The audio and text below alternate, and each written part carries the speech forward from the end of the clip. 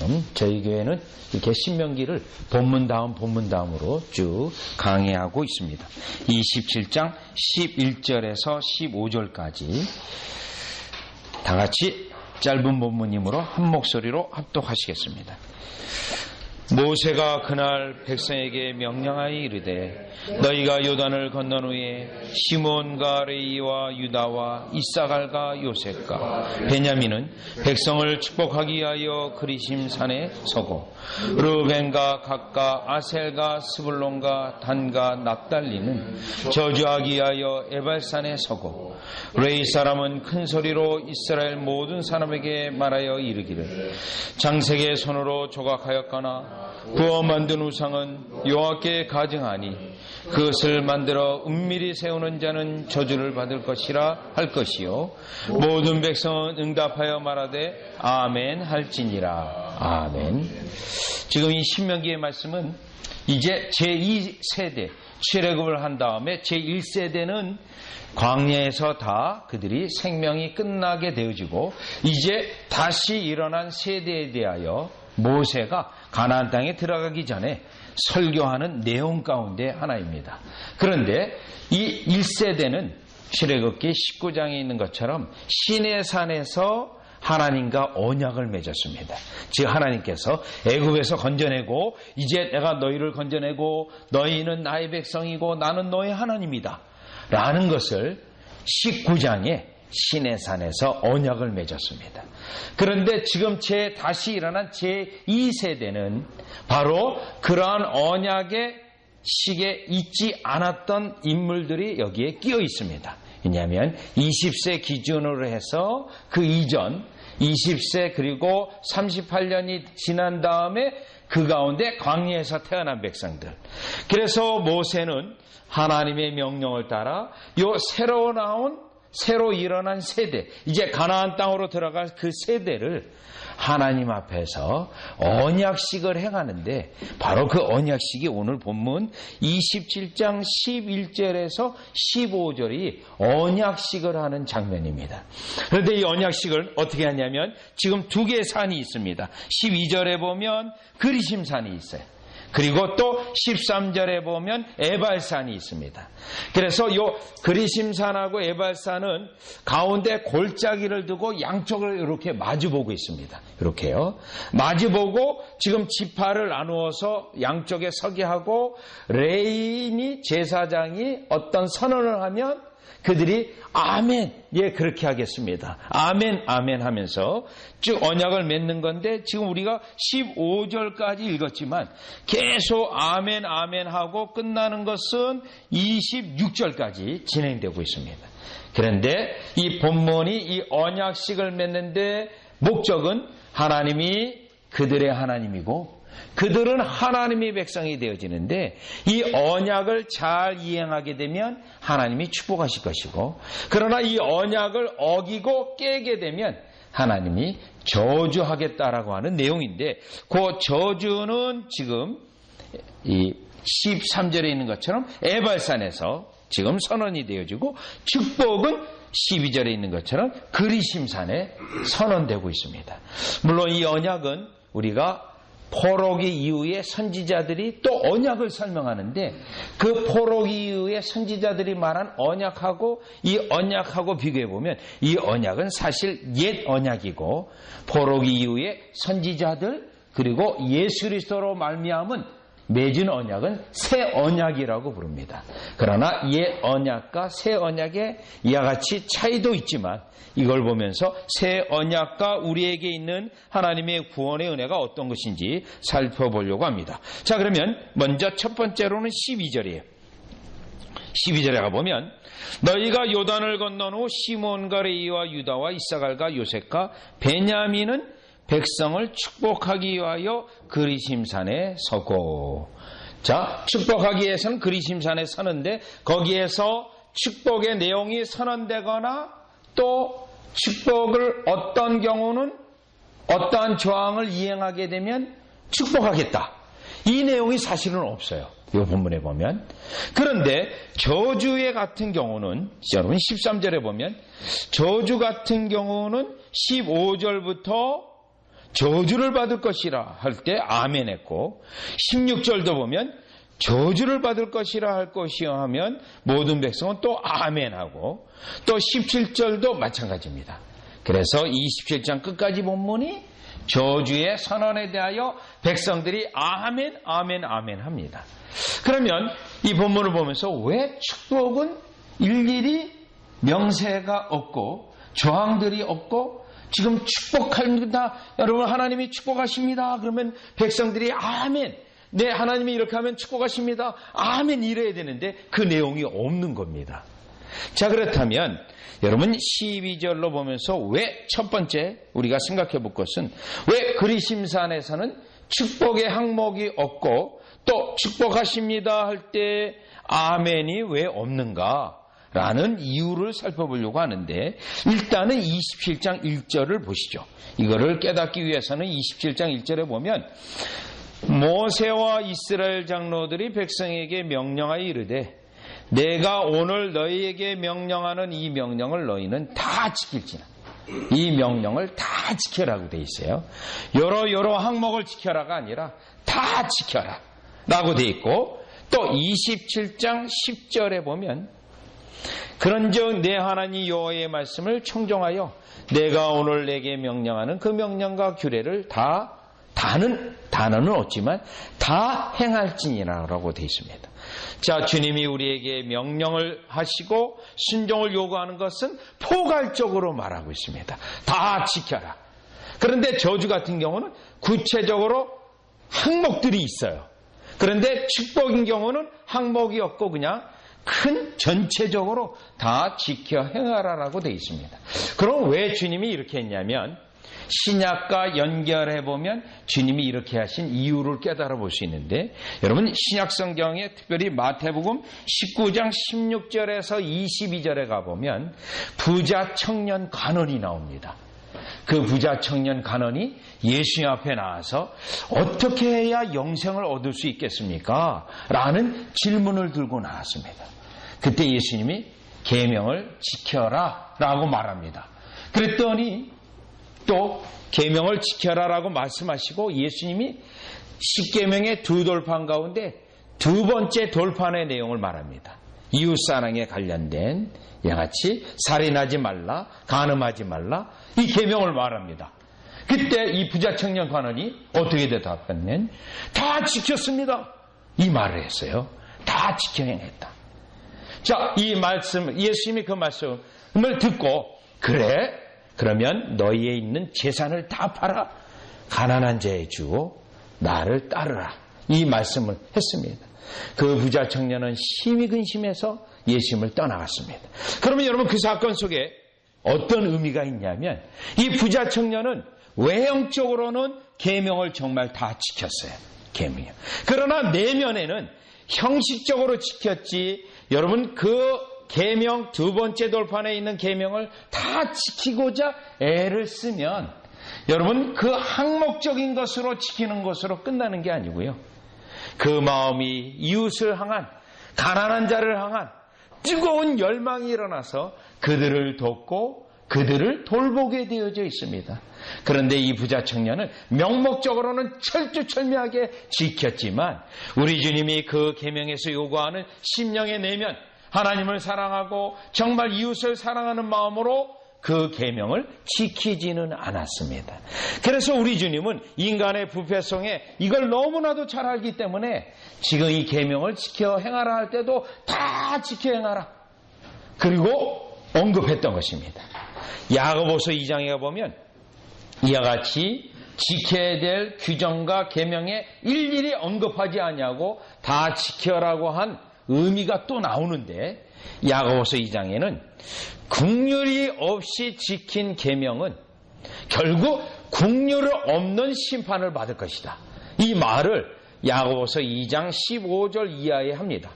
그러니 이웃을 사랑한다는 그 많은 계명이 우리에게 있지만 전혀 심령의 긍휼함이 없이 명목적으로만 지킨다는 것은 아무 의미가 없기 때문에 오늘 우리 주님이 이같이 다 지켜라고 한 것입니다.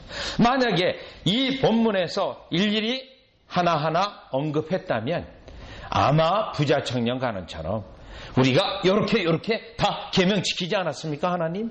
아마 그렇게 나올 것이 너무나도 자명하였기 때문에 차라리 우리 주님은 이 본문에서 야치 그 언급이 구체적인 계명의 언급이 없이 다 지켜라라고 말하고 있었던 것입니다. 그러면 이와 같이 그들에게 어떤 특정한 언급 없이 다 지켜라라고 말하면서 여러분 이 언약 가운데 다 지켜라라고 말을 하면서 그러면 너희가 나의 백성인 증거가 일어날 거라고 분명히 이 옛 계명에서는 옛 언약에서는 말했습니다. 그러면 여러분 이 옛 언약의 당사자와 지금 우리는 새 언약의 당사자입니다. 이 시대 사람과 우리 시대 사람하고 다른 점이 있습니다. 이 시대 사람들에게는 아직은 성령님의 강력한 역사가 그들 각각 개인에게는 있지 않았습니다. 그래서 이들은 또 여전히 못 지키고 그래하여 넘어지기를 이스라엘 역사 속에서 계속 반복되어지는 것을 봅니다.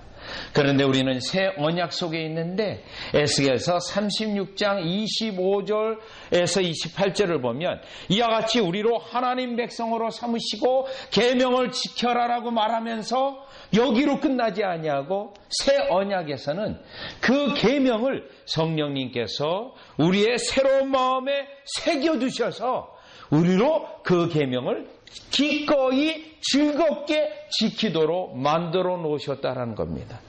그래서 이 언약식을 맺는 그들에게는 사실 하나님이 축복하십니다. 그러면 아멘하고 저주하십니다. 그러면 약간 두려운 마음으로 아멘했을 것입니다.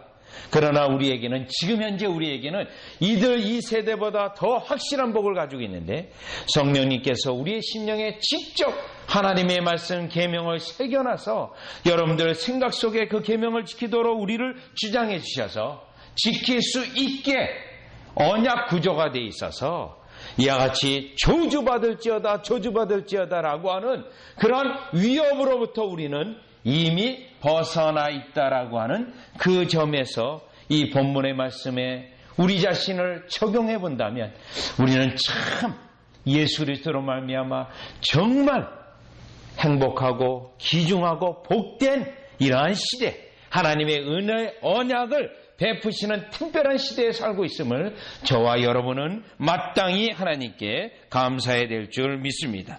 자, 그러면 다시 본문으로 오셔서 12절, 27장 12절을 보시면 지금 일일이 축복하는데 축복할 것입니다. 물론 28장에 보면 들어가면서 복을 받고 나가면서도 복을 받고 이 복에 대한 언급이 있어요. 그러나 이 선언에 대하여 아멘 하는 것은 없습니다. 그런데 저주에 대해서는 일일이 특별히 언급을 하면서 구체적으로 언급하면서 저주받을 것이라고 되어 있는데 그러면 두 번째로 생각해 볼 수 있는 것은 축복을 선언하고 왜 아멘 하는 형식이 여기에 없는가 요겁니다. 두 번째로 생각해야 되는 것은 왜 저주는 일일이 언급하고 저주받을지어다 그러면 아멘 했어요. 한번 여러분 확인해 보죠. 27장 16절을 보면 저주받을 것이라 할 것이요 모든 백성은 아멘 할지니라. 17절도 똑같고요. 18절도 그렇습니다. 19절도 그렇고 20절, 21절 일일이 하나하나 다 언급해요. 22절, 23절, 또 24절, 25절까지 하나하나 일일이 정말 스페시픽하게 구체적으로 언급하고 있다는 거예요. 그리고 저주받는다는 선언에 아멘하고 있는데 왜 축복은 없는가? 이게 두 번째 생각해 볼 건데 사실 언약을 맺는 것 자체가 하나님께서 그들을 건져내시고 광야에서도 건져내셨죠. 그리고 이들에게 내가 너희의 하나님이 될 테니까 너희는 나의 백성으로서 나에게 순종하라. 그러면 나는 너희들에게 축복하기 위하여 언약을 맺는다. 이 내용이에요. 그래서 이 언약을 맺는 것 자체가 하나님이 축복하시기 위한 것이며 지금 이미 하나님이 축복하시고 있기 때문에 이거를 따로 구체적으로 아멘 형식으로 취할 이유가 없다라는 겁니다. 에레미야 32장 40절에 보면 언약에 대하여 언급하고 있는데, 언약을 왜 맺는가? 하나님이 왜 우리를 건지셔서, 죄에 건지셔서 그리스도의 백성이 되게 하는가? 목적이 나옵니다. 축복하기 위하여 언약을 맺는다라고 되어 있어요. 축복하기 위해서. 그래서 이미 언약식을 맺는 것 자체가 하나님이 축복하시고 있기 때문에 그것에 대하여 일일이 하나하나 아멘 아멘 하는 언약의 식이 필요가 없다라는 것입니다.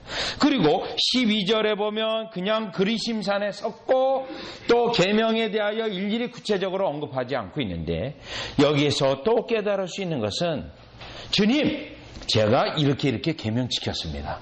그러니 저에게 조건을 충족시켰으니 저에게 축복하셔야 됩니다. 이렇게 못하게 하시기 위해서 주님께서 이 내용이 없다라는 겁니다. 이미 축복하기 시작하셨고, 우리의 어떤 선행이나 어떤 순종도 마치 하나님이 우리에게 빚진 자처럼 되어져서, 하나님, 제가 이렇게 계명 지켰으니 저를 축복해 주십시오 라고 말할 수 있는 당위성이 없다라는 겁니다. 때때로는 하나님께서 우리가 부족한 순종에도 축복하실 수 있고, 또 온전한 순종도 축복하실 수 있고, 이것은 하나님의 주권에 해당되어지기 때문에 이 백성들이 따로 하나님과 언약식을 맺는 데 있어서 아멘 아멘 할 필요가 없다라는 것입니다. 여러분, 여기서 우리는 성경에서 특별히 하나님의 믿음의 백성들이 하나님의 특별한 축복을 받고 특별한 은혜를 받은 사람들이 있습니다. 그들의 공통적인 특징은 주님, 제가 이렇게 했으니 저를 축복해 주십시오 라고 한 경우가 없습니다. 그 축복을 실제로 받는 사람들은 그 하나님 앞에 자격 없음을 말하고, 또 자기가 주님 앞에 도무지 한 것 없음을 말하고, 오히려 그러할 때 우리 예수님이 그들을 축복했는데, 여러분 마태복음 15장 21절에 나와 있는 가나안 여인도 그렇습니다. 주님, 저는 주님 앞에 한 것도 없고 아무것도 없고 그만 부스러기만이라도 달라고 할 때 우리 주님이 그 여인에게 믿음이 크다고 하면서 축복을 해주셨던 거죠. 누가복음 23장 42절에 십자가상에서 구원받는 강도도 마찬가지입니다. 주님, 제가 이렇게 믿었으니 저를 구원하셔야 되는 거 아닙니까? 라고 하는 것이 아닙니다. 자기는 하나님의 공의에 따라 이와 같이 죽을 수밖에 없으며 마땅합니다. 그럼에도 불구하고 예수님, 당신이 나라를 세우시는 분 아닙니까? 그 나라를 세우시는 분으로서 나 같은 죄인, 전혀 자격이 없는, 선한 행위라고는 단 눈꼽만치도 하지 않은 나를 받아주실 수 없겠습니까? 라고 아주 겸손히 말을 했을 때 예수님이 오늘 내가 나와 함께 낙원에 있으리라고 하는 어마어마한 구원의 은혜와 함께 축복을 주셨던 걸 봅니다. 그 진정한 축복을 받을 그때 한결같이 자기들이 행한 것을 의로움을 주장하거나 그러지 아니하고 아무것도 아닌 존재이며 오직 하나님의 은혜로 받기를 원한다고 하는 고백이 있었던 겁니다. 다윗도 마찬가지입니다.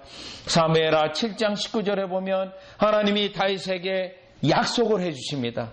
그 솔로몬에 대한 약속과 함께 그리스도에 대한 약속을 해주셨는데, 그때 다윗이 하나님 앞에 이렇게 고백합니다. 지금까지 받은 복도 큰 복인데 이것을 오히려 주님이 작게 여기시고 또 복을 주신다 하니 제가 몸둘 바가 없겠습니다. 그러면서 맨 마지막 부분은 이와 같이 하나님이 약속해 주셨기 때문에 이제 하나님께 그 약속이 이루어지기를 제가 기도하겠습니다 라고 기도로 마치고 있습니다. 즉 하나님, 제가 성전을 지어드리려고 했는데 마다하시니 성전을 지은 준비에 제가 모든 걸 다 하겠습니다. 그러니 저를 이와 같이 축복해 주십시오. 제가 주님의 영광을 위하여 이와 같이 일을 했으니, 목자와 같이 이스라엘 백성을 돌보았으니 이제 저에게 합당한 축복을 주십시오. 그러한 문구가 사무엘상 3월 어디를 봐도 없다라는 것입니다. 그래서 이 그리심산에 섰을 때 그들로 하나님이 축복하는 언약식을 맺지만 그들에게 축복에 대한 규정과 그것에 대한 아멘이 없었다는 것은 결국 하나님이 우리의 언약 백성으로 축복하실 때 하나님이 우리를 축복하시기까지 기다리고 인내하고 겸손하는 것이 하나님의 축복을 누릴 수 있는 언약 백성의 마땅한 모습이라는 것을 두 번째 깨달아 볼 수 있습니다. 자, 그러면 이제는 세 번째인데요. 15절로 가보세요. 15절로 가보면, 자, 이제 저주인데, 이 저주는 에발산에서 저주를 해요. 그래서 이제 한쪽에 딱 에발산에 섰어요. 그리고 레위 제사장이 이 저주 항목을 얘기합니다. 그 첫 번째가 15절에 보면 우상숭배예요. 그런데 우상숭배인데 15절 이하로 쭉 보면 요 죄의 목록이 특징이 있어요. 15절에 보면 우상은 여호와께 가증하니 그것을 만들어 은밀히 세우는 자. 은밀이라는 단어가 있어요. 은밀이요. 그 다음에 16절, 17절을 보면 그의 이웃의 경계표를 옮기는 자는, 여러분 이 일을 할 때 어떻게 하죠? 은밀히 하겠죠. 은밀히요. 또 19절 맹인에게 길을 잃게 하는 자는 은밀히 하겠죠. 다른 사람이 있으면 이러한 일이 일어났을 때 다른 사람이 얼른 그 사람을, 맹인을 도와줄 거 아닙니까? 은밀히 하겠죠. 19절이요.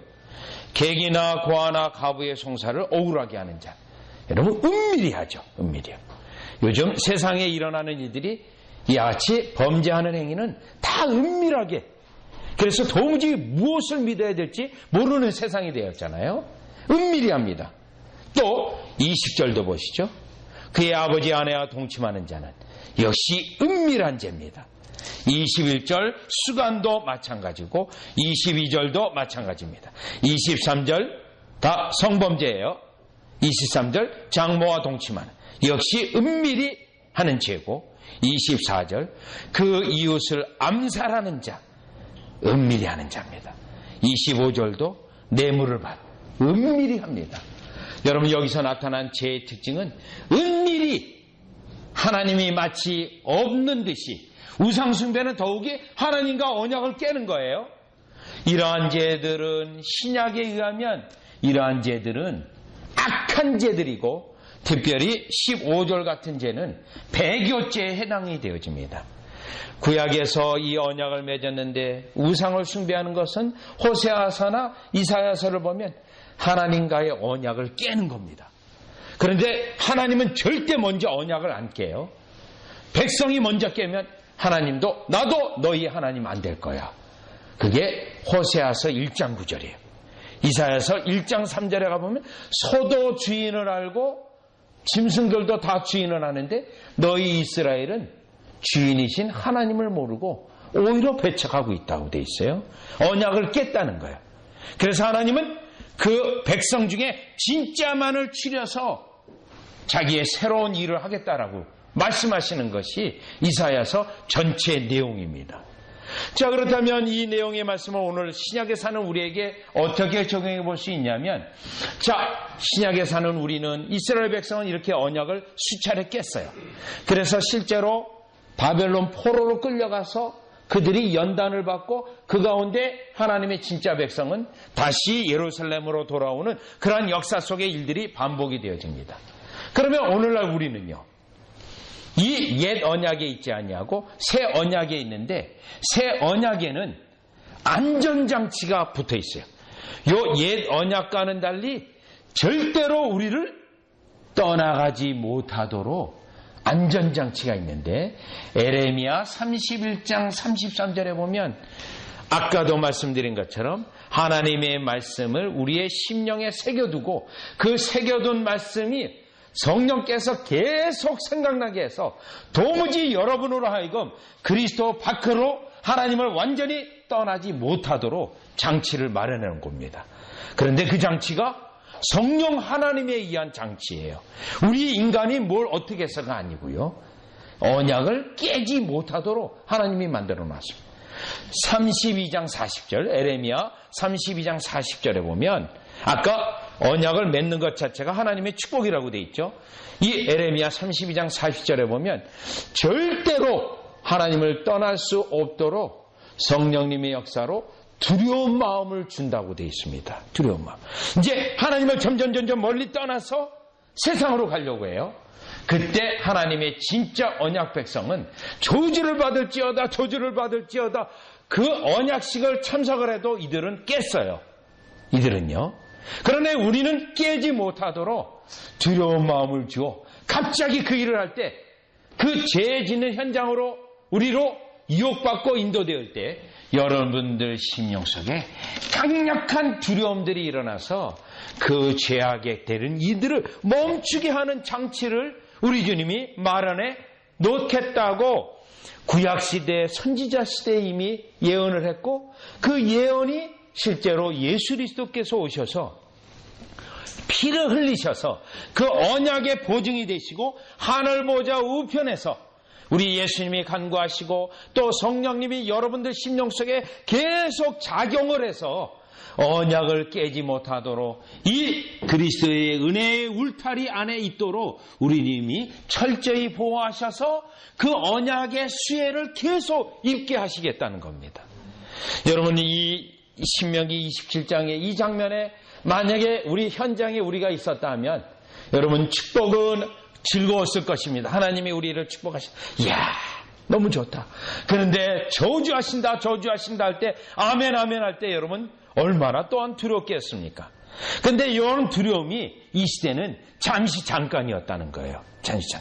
그런데 현재 우리는 이러한 두려움이 성령님께서 우리에게 두렵게 하여 주셔서 죄 현장으로 달려가지 못하게 하시고 우리의 죄를 억제하시고 우리의 때로는 죄된 입술을 억제하시고 우리의 이 눈을 억제하시고 귀를 억제하셔서 하나님의 은혜의 울타리에 잘 보호하신다고 하는 이 옛 언약 다음에 새 언약이 있는데 우리가 바로 그 새 언약의 수혜자라는 것입니다. 그래서 오늘 우리는 이 이스라엘 백성이 광야 시대에 태어난 그들이 하나님과 언약을 맺을 때도 웅장하고 하나님의 백성 된 것 자체가 감격이 있고 내가 하나님의 보호하심과 축복 가운데 있다는 것도 감격이 되고 그러나 저주 부분은 약간 떨지름해요. 그러나 우리에게는 신약에 있는 그리스도의 보혈로 말미암은 새 언약 시대에 있는 우리에게는 이 껄지름한 것도 없어졌다는 겁니다. 안전장치로 그리스도를 붙잡고 그리스도의 은혜의 수단 아래 여러분과 저가 계속 있다면 우리 주님은 확실한 언약 백성으로 여러분들로 천국으로 인도할 뿐만 아니라 영원한 날에 안전하게 들어가까지 우리를 이끄시고 견인하시고 보호하신다라는 겁니다. 여러분이 하나님의 은혜의 언약은 우리를 끝까지 그의 나라로 인도하시고자 하시는 하나님의 열심입니다. 우리가 한 게 없습니다. 그래서 우리는 이 언약을 굳게 잡고 이와 같이 언약 백성의 증거가 주님을 끝까지 의지하고 그리스도 안에 머무는 저와 여러분이 되어주시기를 주 예수 그리스도 이름으로 축원합니다.